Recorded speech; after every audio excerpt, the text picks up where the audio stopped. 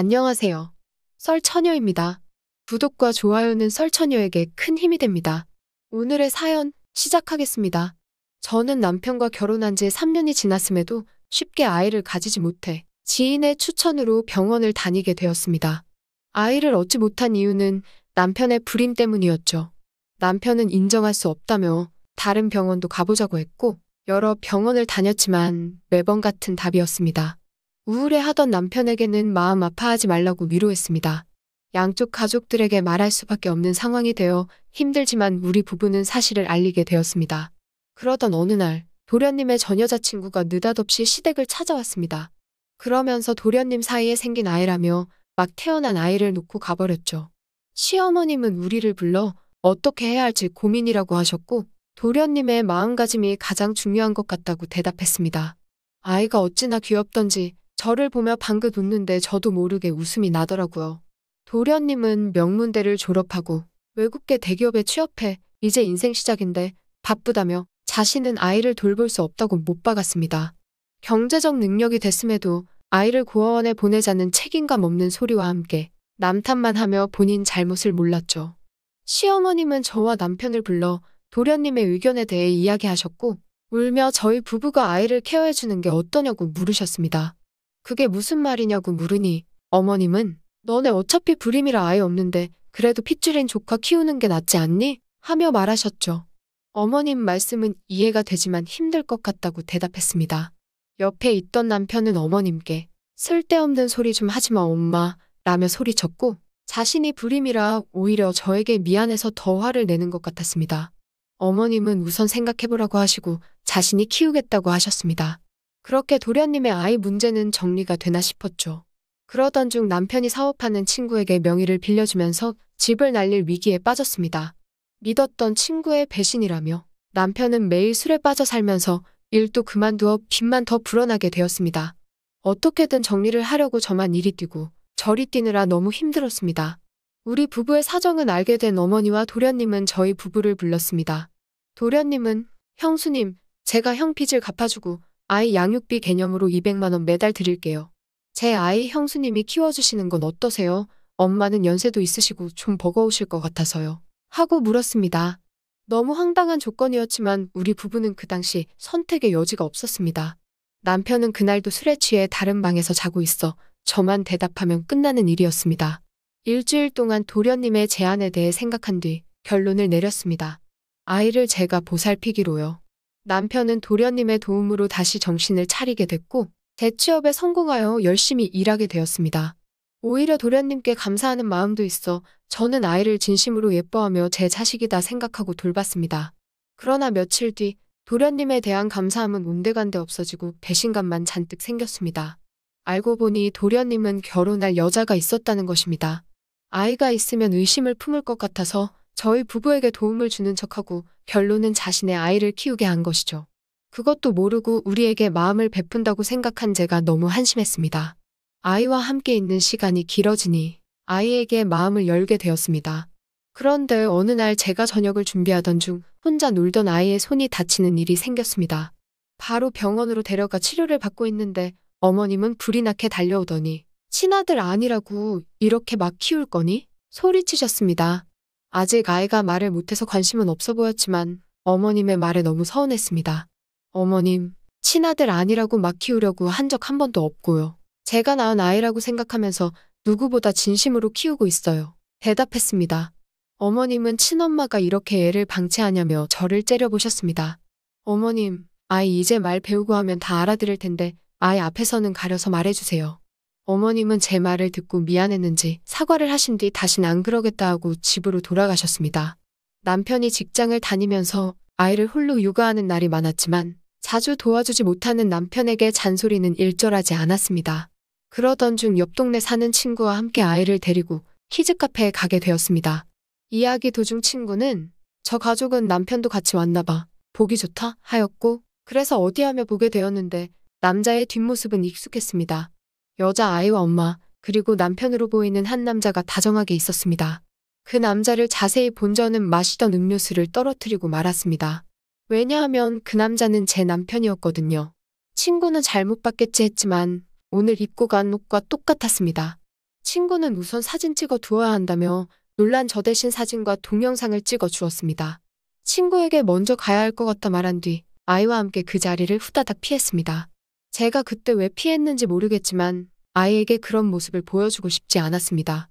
퇴근하고 아이와 놀아주라고 하면 매번 일하느냐고 힘들다고 한 번을 놀아주지 않던 남편이 다른 사람의 아이와 행복하게 놀고 있는 모습은 정말 역겹고 정신적으로 힘들었습니다. 도련님의 아이를 키워주며 살고 있는데 배신을 때리는 남편을 보니 같이 못 살겠다는 생각이 들었습니다. 혼자 끙끙 앓아봤자 답이 없을 것 같아 어머님께 말씀드리기로 마음먹었습니다. 키즈카페에서 있던 이야기를 어머님께 하였고 어머님은 너가 잘못 봤겠지 하셨습니다. 사진과 동영상을 함께 보여드리니 다시 말을 바꾸시며 남자들은 다 바람펴도 결국 조강지처를 찾는 법이다. 예전에는 다 그러고 살았어. 너가 너무 예민한 거야. 하시곤 저를 이상한 사람 취급을 하더라고요. 저희 둘의 대화를 들었는지 방에서 나온 도련님은 형수님, 형 원래 여자 좋아했잖아요. 그거 알고도 결혼한 거 아니에요? 그리고 형 지금 돈도 없어서 얼마 못 가고 끝날 거예요. 형수님 아시듯이 형이 실증 잘 내잖아요. 기다려봐요. 어머니와 도련님의 말을 듣고 난 후 정말 팔은 안으로 굽는다는 말이 괜한 이야기가 아니구나 생각이 들었습니다. 더 이상 이놈의 식구들과는 엮이고 싶지 않았지만 며칠 뒤 어머님께서 연락이 왔고 도련님의 상견례 날짜를 잡았으니 그때 보자고 했습니다.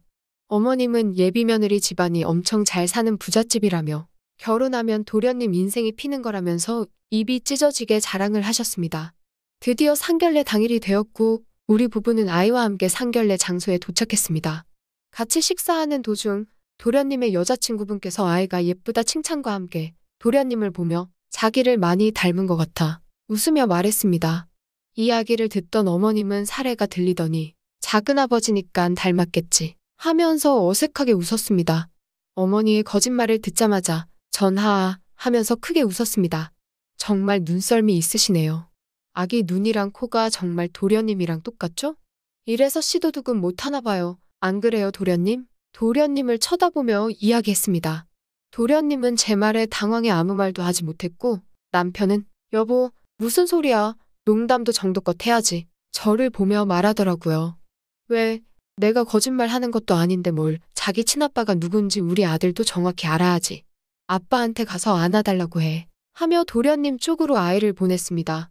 여자친구네 집안의 표정은 급속도로 안 좋아지면서 도련님의 여자친구 아버님은 이게 다 무슨 소리냐고 물었습니다. 그 말에 제 남편은 와이프가 머리가 아파서 요즘 약을 먹더니 이상한 헛소리를 하네요. 웃자고 하는 농담입니다. 기분 나쁘셨으면 정말 죄송합니다. 당신 얼른 사과드려 하곤 저를 나무랐습니다. 그 소리를 들은 전 어이가 없어. 이 집안 남자들은 하나같이 여자 문제로 속 썩이잖아요. 사고 쳐서 아이 낳고 그 아이 형네 부부가 키우는데 그 형은 정신 못 차려서 바람나질 않나? 진짜 골 때리는 집안이에요? 대답했습니다. 제 말을 막으려고 어머님은 제 뺨을 때리더라고요. 저는 진실 말하는 며느리한테 손찌검까지 하세요? 어르신들 보셨죠? 이 집안이 이런 집안이에요. 이 아이 당신 남자친구라는 사람이 전 여친 사이에서 낳은 아이예요. 결혼하려면 비밀이 없어야 하는데 이런 이야기 들은 적 있어요? 이 남자랑 결혼하면 사기 결혼 당하는 거예요. 정신 차려요. 여자친구를 보며 말했습니다. 여자친구는 처음 듣는 이야기라며 덜덜 떨었고 그 집안 사람들은 모두 자리를 박차고 일어났습니다. 어머님과 도련님은 저에게 욕을 하기 시작했습니다. 눈에 뵈는 게 없던 저는 그 자리에 있던 그릇들을 모두 바닥에 던져버리면서 그러니까 나 건들지 말았어야지. 나 건드리는 사람은 누구라도 가만 안 둬. 소리친 후 자리에서 나와 버렸죠. 그렇게 도련님은 파혼을 당한 뒤 저희 부부에게 주던 200만 원 생활비는 없는 걸로 하겠다고 이야기하더라고요. 전 이 결혼 생활을 유지할 생각도 없어 마음대로 하라고 했습니다. 이혼 접수를 알아보고 있는데 모르는 번호로 연락이 왔습니다. 통화를 해보니 도련님의 상견례 때 봤던 여자친구더라고요. 저 아니었으면 사기 결혼을 하게 되었을 거라며 비밀을 말해줘서 고맙다 했습니다. 도움이 필요한 일이 있으면 언제든지 말해달라고 했죠. 현재 이혼 준비 중이라고 하니 자신의 아버지 주변에 변호사가 많다며 저에게 소개해주겠다고 했습니다. 힘든 시기였기에 저는 그 손을 잡아 그녀의 도움으로 이혼을 하게 되었죠. 지금까지도 언니 동생 하면서 잘 지내고 있어요. 제 전 남편 가족은 어떻게 되었냐고요? 도련님의 파혼 내용이 소문나면서 회사 생활이 어려울 정도에 다다르게 되어 결국 그만두게 되었다고 합니다. 제 전 남편은 정신 못 차리고 이 여자 저 여자 만났다고 했습니다. 그중 유부녀를 만나다가 걸려서 여자의 남편한테 죽도록 맞고 고소까지 당했는데 합의금 지급을 못해서 현재는 깜빵에 갔다고 하더라고요. 세상엔 비밀이 없다는 말이 맞는 것 같습니다. 현재 저는 아픔을 훌훌 털어버리고 제 인생의 은인인 그녀가 운영하는 회사에서 근무를 하고 있습니다. 대표님의 은혜로 전폭적인 지원과 함께 제 커리어를 쌓으며 회사가 더 성장할 수 있도록 열심히 일하고 있습니다. 오늘의 사연은 여기까지입니다. 긴 사연 끝까지 들어주셔서 감사합니다. 구독과 좋아요는 설처녀에게 큰 힘이 됩니다.